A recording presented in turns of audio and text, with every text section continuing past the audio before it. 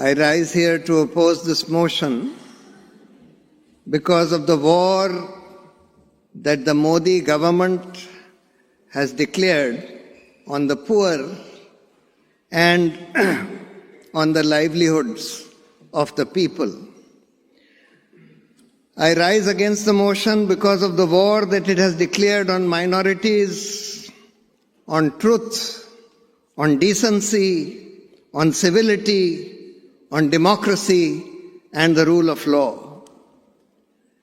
I rise against the motion because of the war that this government has declared on science and history. And I rise because of the war that it has declared on all our independent regulatory institutions. Let's start with the war on livelihoods and the poor. Palki said that India's economy is doing very well, that unemployment has gone down. Well, the National Statistical Commission in 2018, which is the body which does this, is the government body which does the survey of jobs and livelihoods. When it did its survey in 2018, it found that unemployment rates had gone up to 6.2%, which was unprecedented for the last more than 40 years. It was stopped from publishing that report. That report was allowed to be published only after the 2019 elections were over, causing two of the two independent members of the National Statistical Commission to resign. After that, the government has not even been doing a survey of unemployment rates. It's only an independent organization called the Center for Monitoring the Indian Economy which does that. And very recently, in April 23, it found that the unemployment rate in India had risen to 8.3%, again the highest ever. And this is despite the fact that the labor participation rate in India has come down dramatically because a very large number of people have just out of frustration stopped looking for jobs. It's not that they don't want jobs, but they have stopped looking for jobs because of the state of the economy. The hunger index, Mr. Dhavle also pointed out, is now India on the hunger index globally is number 107 out of 121 countries, below Pakistan, below Bangladesh, below Sri Lanka, below all the neighboring South Asian countries, and below many African countries. Ms. Palki said that economy is doing very well, the poor are doing very well. This is a clear index of how the poor are doing.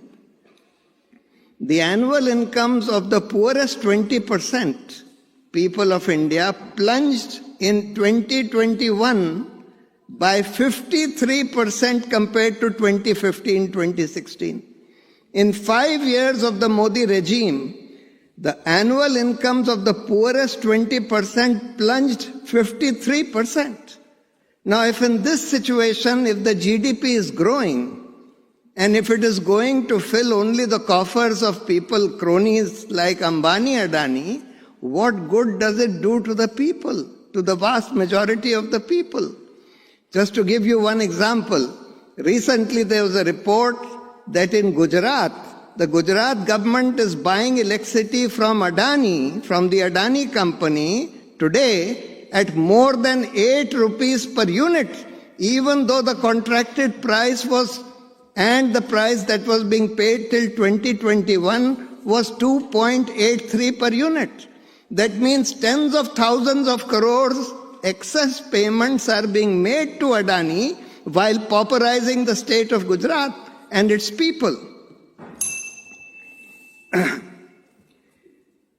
So, this is on the issue of employment and livelihoods and poverty.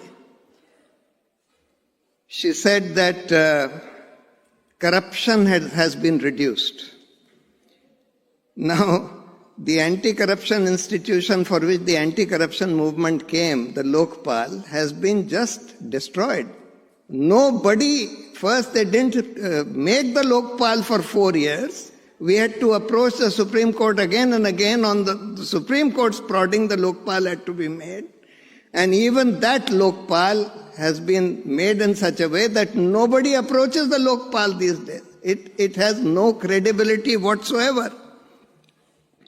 The corruption index in India is now ranked at 85 in the Transparency International Corruption Index, as opposed to number 76 in 2015. Apart from that, there is a war that has been declared on minorities, on truth and decency, on civility, on rule of law, and on democracy. Every day we see lynchings being reported in the media. People, especially minorities, are being beaten up and killed on the streets, sometimes on the ground of beef, sometimes as what is called love jihad, just because a Hindu girl is friendly with a Muslim boy, or just for no reason at all, just because the person is a Muslim. Every day you see reports of Muslims being beaten up just on the streets, shredding the rule of law, and the police just stands by without doing anything about it. There are encounter killings which are being celebrated by state governments. There was this, even though he may have been a criminal, a gentleman called Atiq Ahmed. He was shot in cold blood, virtually in broad daylight, in the gaze of the entire media, and the mainstream media and the chief minister of UP was celebrating, which was something which was clearly a fake encounter, and this has become the order of the day. This is just one example. There are bulldozers which are being used to demolish the houses of people who are accused of some crime. Firstly, they have not been proved to have committed any crime. Secondly, even if they had been proved to have committed a crime, bulldozing their house is not something that you can do. You can't punish their families for a crime that they have committed. And therefore, the rule of law is being demolished under these bulldozers. Arrests of activists, political activists, journalists, human rights activists have become the order of the day on fake trumped-up charges. In the Bhima Koregaon case, some of our finest human rights activists have been put in jail on the basis of clearly fabricated evidence which has been proved to be fabricated, that is, emails inserted into their emails by using this software snooping device called Pegasus. And yet, for 6 years, more than 5 years, they have been languishing in jail without bail, without even the trial having started. And this has become the state of liberty of people in the country today. Fake news is being spread rampantly through something called the IT cell, which, as Swati Chaturvedi, a celebrated journalist, had written in her book called I Am a Troll, is being run by no other than the Prime Minister himself, which just propagates all kinds of fake news, hateful news, etc. The media, in the Press Freedom Index, we were told India has slid down to 150 position out of 161, the lowest that it has ever been, and it has been constantly sliding under the Modi regime. The entire mainstream media has been brought to heel by the government and made an instrument of their propaganda by use of various techniques, inducements by way of advertisements, use of investigative agencies to browbeat them, and various other instruments which have been used to make them an instrument of the government's propaganda. And they have been just day and night spewing hate, spreading disinformation, etc. Every evening, if you watch the evening news, it's just hate and trying to divert attention from the real news by pushing these kind of hateful communal stories. There is a war that has been declared on science. Today, can you imagine, the periodic table has been taken off the textbooks of schools? The Darwin's theory of evolution has been taken off the textbooks. It's not surprising, because where you have the Prime Minister who spouts such scientific nonsense that it's unimaginable what he says. He says that I saw a fellow who put a vessel on top of a nala, which was a dirty drain, and the gas from the drain was fueling his tea-making thing. He says that there is no climate change. People have started feeling warmer because their bodies cannot bear it. All kinds of things. He says that I asked the Air Force to bomb Balakot even though there were clouds, because I felt that now in the clouds the radars will not be able to detect our planes. So when you have this kind of a Prime Minister, obviously there will be a war on science. There is a war on history. The whole Mughal history has been removed from the history textbooks. People like Gandhi, Nehru, etc. are being replaced by Savarkar. Savarkar, who was accused for Gandhi's murder, his stories are finding place in the textbooks, and Nehru and Gandhi, etc. are going out of the textbooks.